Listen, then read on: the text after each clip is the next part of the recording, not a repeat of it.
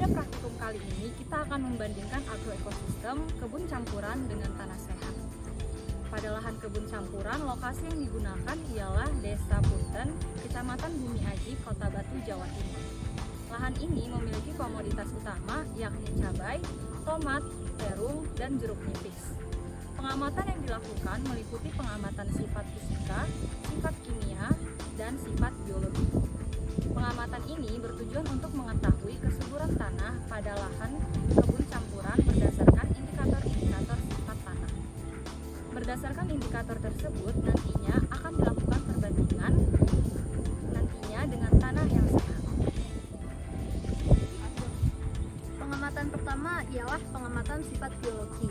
Indikator yang diamati adalah tebal seresah, understory, cacing dan karcing, warna tanah, serta tutupan lahan. Pengamatan dilakukan dengan membuat plot berukuran 20 cm x 20 cm dan diletakkan pada tanah kemudian diamati. Pada pengamatan seresah diletakkan kemudian diukur menggunakan penggaris. Data pengamatan dapat dilihat pada tabel berikut. Berdasarkan tabel tersebut, dapat diketahui bahwa seresah pada plot kebun campuran, seresah memiliki tebal 2 cm. Tutupan lahan pada lahan kebun campuran tersebut adalah hutan campuran.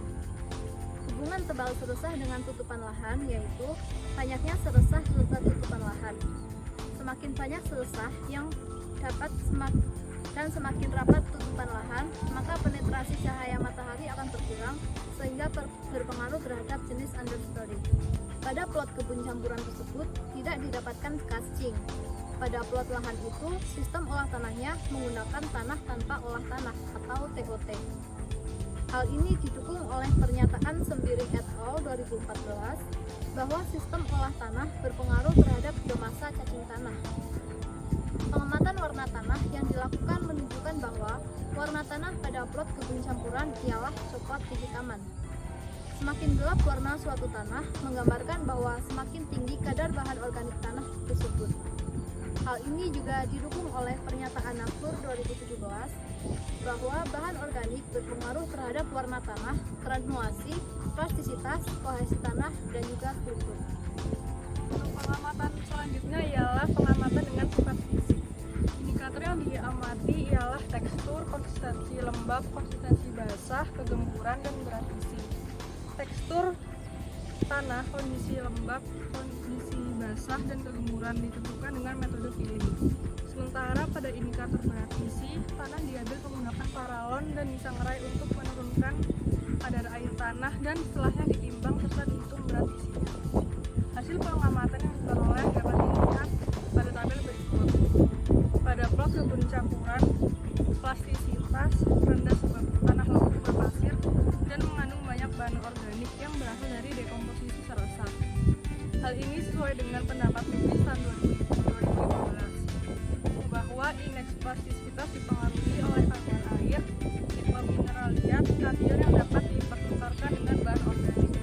Plot kebun campuran memiliki berat isi 0,83 gram per cm. Berat isi dipengaruhi oleh bahan organik yang berasal dari masukan seresah yang telah mengalami penguraian. Semakin tinggi bahan organik, maka semakin rendah berat isi tanah. Pengamatan terakhir ialah pengamatan sifat kimia. Indikator digunakan adalah biodiversitas tanaman, biodiversitas organisme tanah, dan juga gejala defisiensi unsur hara. Pada indikator organisme tanah ditemukan 1 spesies keong dan 1 spesies cacing pada plot kebun campuran. Organisme tanah sendiri memiliki berfungsi sebagai proses unifikasi dan mineralisasi bahan organik pada tanah.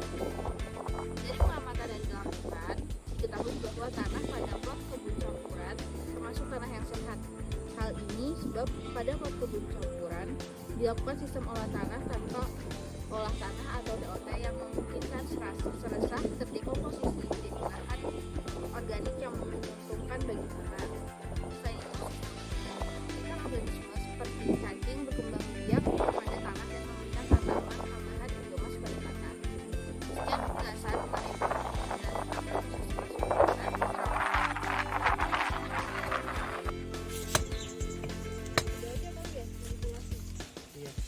di kita harus pintar memanipulasi. coba tunjuk deh coba.